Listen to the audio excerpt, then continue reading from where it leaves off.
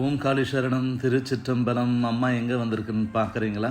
நம்மளுடைய உஜ்ஜயினியில் 5வது பாகத்துக்கு தான் வந்திருக்கிறோம். உலக புகழ்பெற்ற சரித்திரம் வாய்ந்த உஜ்ஜயினி மகாகாளி அம்மனை தான் அம்மா இப்போ தரிசனம் பண்ண போகிறேன். என் கூடயே வாங்க, பத்திரமா வாங்க, என் கூடயே வாங்க, எங்கேயும் போயிடாதீங்க. ரொம்ப சிறப்பு வாய்ந்த இடம். ஏன்னா காளிதாசன், விக்ரமாதித்தன், தெனாலிராமன், பட்னத்தார், பத்ரகிரியார்னு சொல்லக்கூடிய நிறைய சரித்திரத்தில் புகழ் வாழ்ந்தவர்கள் எல்லாரும் இந்த உஜ்ஜயினி மகாகாளி அம்மனை தரிசனம் பண்ணி தான் அருள் பெற்று இந்த சரித்திரத்தில் நீக்களவுக்கும் எத்தனையோ 1000 ஆண்டுகளுக்கு முன்னாடி பார்த்தீங்கன்னா விக்ரமாதின் வேதாளன்ட்டு பட்டி அப்படின்னு சொல்லி ஒரு கதையெல்லாம் நம்ம பார்ப்போம். போயிட்டு காட்டில் போயிட்டு அந்த வேதாளத்தை தூக்கிட்டு வருவார். அது ஒரு கதை சொல்லும், அதுக்கு விட சொல்லுவார். இவர் திருப்பியும் போயிட்டு முருங்கை மரத்தில் தொங்கும் அப்படின்னு சொல்லி அந்த மாதிரி அந்த விக்ரமாதித்தன் வாழ்ந்த அற்புதமான இடம். ஏன்னா விக்ரமாதித்தனும் பட்டியும் ஒரு காட்டில் வனத்தில் போயிட்டு வேட்டையாடுறதுக்கு போகிறாங்க. ரொம்ப தாகம் ஏற்படுது விக்ரமாதித்தனுக்கு. அப்போது அமைச்சர் பட்டிகையில் சொல்கிறாரு, எனக்கு தாகமாக இருக்குது, குடிக்க தண்ணி கொண்டு வா அப்படின்னு சொல்லி. அந்த ஆற்றங்கரை ஓரத்தில் போய் தண்ணி எடுக்கலாம் அப்படின்னு சொல்லி போகிற வழியில் பார்த்தா ஏதோ ஒரு தெய்வீக மனத்தை அவர் உணர்றாரு. அந்த இடத்துல மயக்கம் போட்டு விழுந்துடுறாரு. அப்போது விக்ரமாதித்தன் என்னடா பட்டி போனவர் காணுமே அப்படின்னு சொல்லி அமைச்சரை தேடி வராரு.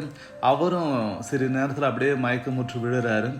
அந்த இடத்துல ஒரு தெய்வீகமான சக்தி இருக்கிறத உணர்றாங்க. அந்த புதாரை சுத்தம் பண்ணி பார்த்தா ஒரு சுயம்புவாக இப்போ கருவறையில் நீங்கள் பார்க்குறீங்க இல்லையா, இந்த சுயம்பு திருமேனியில் காளியோட தரிசனத்தை பெறாங்க. பல ஆண்டுகள் இந்த இடத்துல விக்ரமாதித்தன் தவம் செஞ்சு காளியோட நிஜரூப தரிசனத்தை அவன் பெறான். அப்போ காளிதேவி சொல்கிறாங்க, நீ 1000 ஆண்டுகள் வாழ்வ, 6 மாதம் காட்டிலையும் 6 மாதம் நாட்டிலையும் வாழக்கூடிய உனக்கு வரத்தை தரேன். நீ இந்த உஜ்ஜயினி நகரத்துக்கே சக்கரவர்த்தியாக இருந்து மக்களுக்கு பலவிதமான அற்புதங்களை நீ செய்யணும்னு சொன்னதுனால அவரும் அதே போல் ஏற்று அந்த உஜ்ஜயினியுடைய மகாராஜாவா சக்கரவர்த்தியாக முடிசூடி அற்புதமான சிறப்பு வாய்ந்த நிறைய மக்களுக்கு பயனளிக்கக்கூடிய திட்டங்கள் போட்டாங்க. அந்த விக்ரமாதினோட அமைச்சரவையில் பட்டி, காளிதாசன் இப்படிலாம் இருந்தாங்க. நம்ம பட்னத்தார், தமிழ்நாட்டை சேர்ந்த சித்தர் பட்னத்தாரும் அங்கே போயிட்டு சில காலங்கள் மகாகாளீஸ்வரரும் மகாகாளியும் வணங்கி தவம் செஞ்சுருக்கிறாரு. இந்த இடத்துல தான் ஒரு ராஜா இருந்திருக்கிறாரு.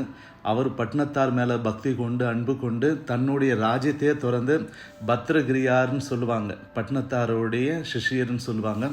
அவரும் இந்த இடத்துடைய ராஜா தான். அவர் பத்ரகிரியான்ற திருநாமத்தோட அப்படியே தமிழ்நாட்டுக்கு பட்னத்தாரோடு கூட வந்துட்டாங்க. பார்த்தீங்களா எவ்வளோ ஒரு சிறப்பு வாய்ந்த விஷயங்கள்லாம் நடந்திருக்குது.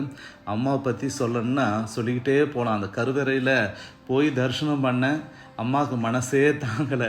எங்கன்னா ஒரு 1/2 மணி நேரம் தரிசனம் பண்ணேன். ஆனால் திருப்பியும் போகணுன்னு சொல்லி திருப்பியும் பிரகாரங்கள்லாம் சுற்றிட்டு திருப்பியும் அம்மா கருவறையில் போயிட்டு அந்த ஆனந்த ரூபினியா, அலங்கார ரூபினியா, மங்கள ரூபினியா காட்சிக்கக்கூடிய அற்புதமான அந்த மகாகாளி அன்னையை தரிசனம் பண்ணேன். அங்கே பெண்கள் தான் கருவறையிலே பூஜை செய்கிறாங்க. அது ஒரு சிறப்பான விஷயம். ரொம்ப அந்த செந்நிறமான அந்த செந்தூரத்தில் அம்மா அலங்கார ரூபினியா என்னை பார்க்க வந்துட்டியா அப்படின்ற மாதிரி ஒன்று அந்த கண்கொள்ளா காட்சி. என் கண்களே அப்படியே நீர்க்கசீர மாதிரி ஆயிடுச்சு. அந்த வார்த்தைகளால் நம்ம சொல்ல முடியாது. அந்த தாயோடைய தரிசனம் அவ்வளோ இதயத்துக்கு அவ்வளோ மகிழ்ச்சி. எத்தனையோ 1000 ஆண்டுகள் கடந்து நான் திருப்பியும் ஒரு தாயை போயிட்டு உஜ்ஜயினியில் பார்க்குறேன் அப்படின்னும் போது அது சொல்ல முடியாத ஒரு பேரானந்தத்தோடைய நிலையை அம்மா உணர்ந்தேன். கண்டிப்பாக நீங்களும் உஜ்ஜயினி கண்டிப்பாக ஒரு முறையாவது இந்த உஜ்ஜயினி மகாகாளியும் உஜ்ஜயினி மகாகாளேஸ்வரரும் பைரவரும் நீங்கள் கண்டிப்பாக தரிசனம் பண்ணு.